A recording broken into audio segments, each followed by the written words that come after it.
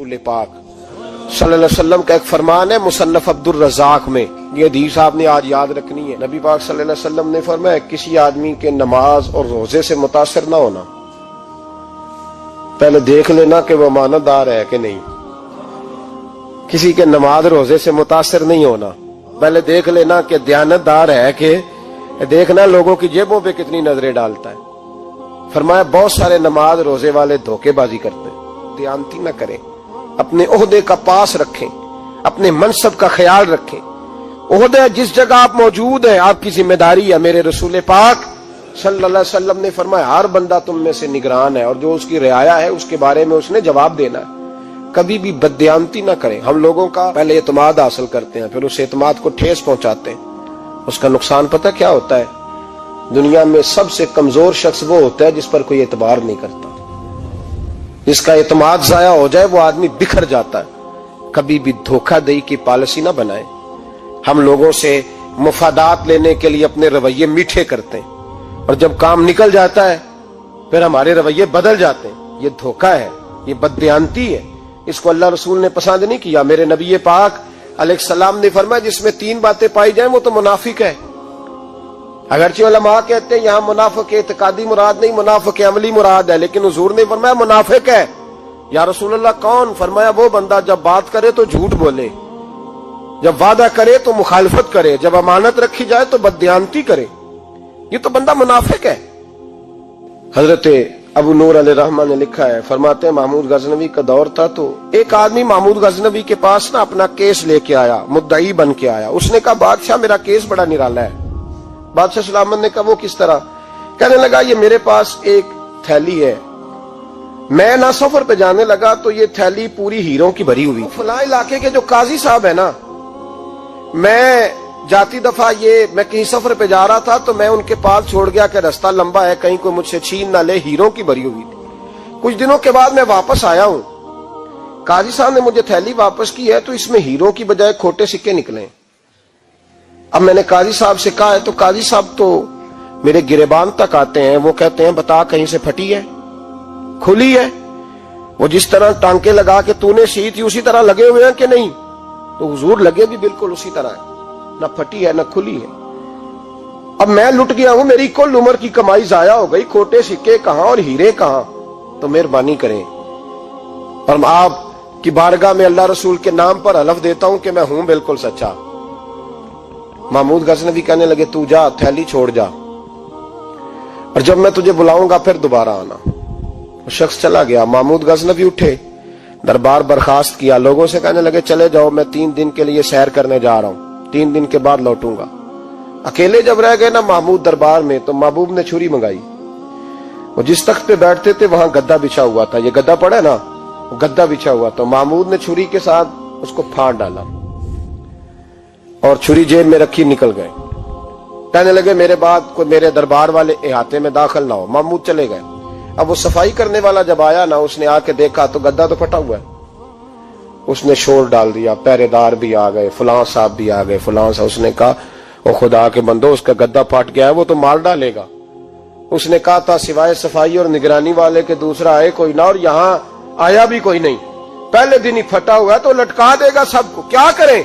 शोर हो गया, सारे दरबार के मुलाजिमीन इकट्ठे हो गए। एक बंदा बोला, कहने लगा फिक्र ना करो, मैं कैसे बंदे को जानता हूं, इस तरह सिएगा कि जिसने फाड़ा होगा उसे भी पता नहीं चलेगा कहां से फटा था। ऐसा बेहतरीन रफू करेगा कि पता भी। उसने कहा यार हम सारे एक महीने की तनख्वाह देते हैं, तू बंदा बुला। वो बुला लिया उसको, उसका नाम अहमद रफूगर था। वो आया, उसको गद्दा दिखाया, उसका यार इस तरह सीना पता ना चले। उसने कहा फिक्र ही ना करो, मैं बड़ा कारीगर हूं। बड़े बड़े कारीगर लोग नहीं हमारे मुल्क में पाए जाते, कोई निशान छोड़ते हैं पीछे? बड़े कारीगर का पैसे होने चाहिए, बड़े बड़े कारीगर बंदे। आप यकीन करें ऐसा ऐसा फलसफा, ये उम्रा इबादत है ना, सरकार दो आलम सल्लल्लाहु अलैहि वसल्लम की बारगाह की हाजिरी बड़ी नेमत है ना। तो सऊदी गवर्नमेंट ने पाबंदी लगा दी, खैर उनकी भी ज्यादती है। इस तरह की पाबंदियां शरीयत इस्लामिया में जायज नहीं। अल्लाह के घर मुसलमान जब चाहे जा सकता है, लेकिन वो कहते हैं जी 2000 रियाल दे जिसने 2 साल बाद भी आना है। उन्होंने पाबंदी लगाई तो हमारे एजेंटों ने भी कई खास ट्रेनिंग हासिल की हुई है, पता नहीं कहां से सीख के आए, उन्होंने भी रास्ता निकाल लिया। ایک سال سے میں نے کہا کہ جناب وہ 2000 ریال لگ گیا تو کیا کرنا ہے؟ کہنے کوئی مسئلہ نہیں، پاسپورٹ نواں بنوا لو، گنجائش ہے، یعنی ہر شے کا حل ہے۔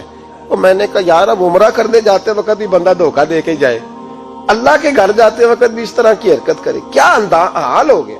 ہر چیز کا لوگوں نے حل نکال لیا، ہر چیز کا لوگوں نے سٹائل بنا لی۔ ایسا نہ کریں، یہ درست نہیں۔ احمد رفو گر کہنے لگا اس طرح سیوں گا کہ پھاڑنے والے کو بھی پتہ نہیں، ان کا پیسے لے یار تو سی دے۔ اس نے سی دی، اگلے شام ہی لا کے بچھا دیا گدا۔ تیسرے دن بادشاہ سلامت آئے، آ کے پہلی نظر گدے پہ ڈالی، اس نے بلایا سب ملازمین کو، کہا کس نے سیا ہے؟ کہا جناب کیا ہوا؟ کہا یہ پھٹا ہوا تھا۔ کس نے؟ کہا نہیں پھٹا ہی نہیں۔ وہ کہنے لگے بنو بات، میں خود پھاڑ کے گیا تھا، تو بتاؤ صحیح سیا کس نے ہے؟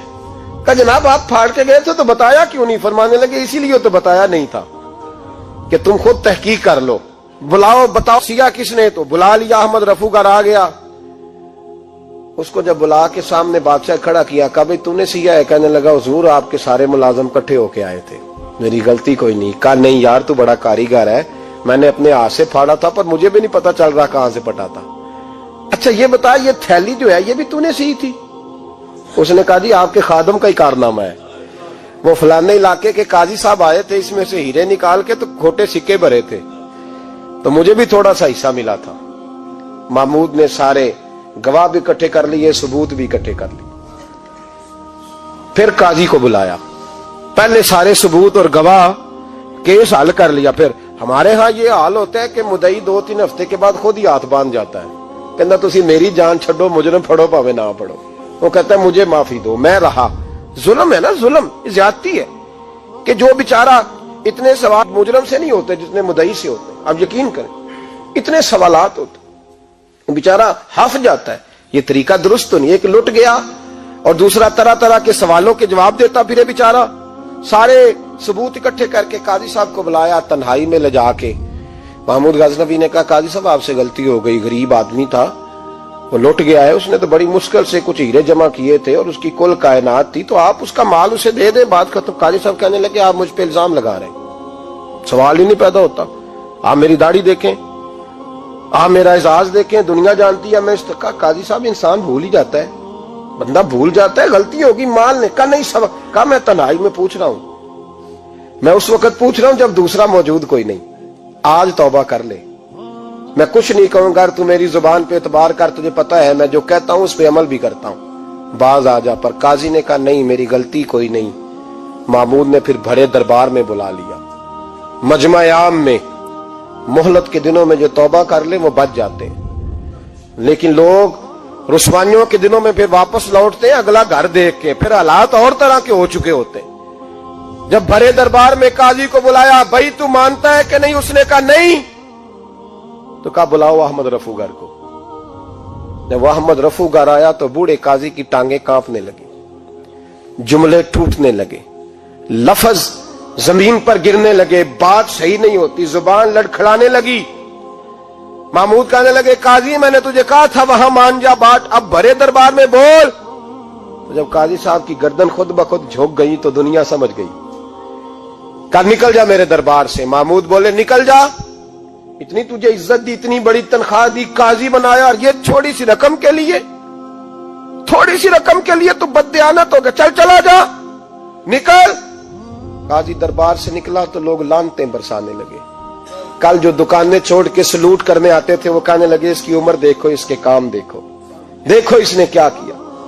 گھر گیا، بچے جن کے لیے پاپ کمایا تھا، جنہاں لی تو پاپ کمائے ہن کتھے نہیں ہو تیرے گھر دے۔ وہ بچے کہنے لگے ابا جی ہم تو سکول مدرسہ جانے کے قابل نہیں رہے، امید تھی کہ بیوی ساتھ دے گی۔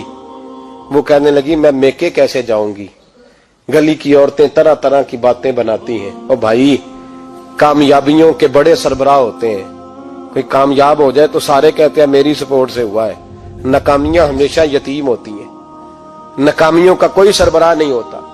جب تک تو قاضی تھا تو بڑے بات تھی، ہر بندہ کہتا تھا رشتہ دار ہے، رسوائی ہو گئی تو وہ تیری آنکھ ہو یا سنگ ملامت کی چبھن، کون پہنچا ہے میرے درد کی گہرائی تک، دور شہرت میں تو یاروں نے کیا یاد بہت، ساتھ آیا نہ کوئی کوچے رسوائی تک۔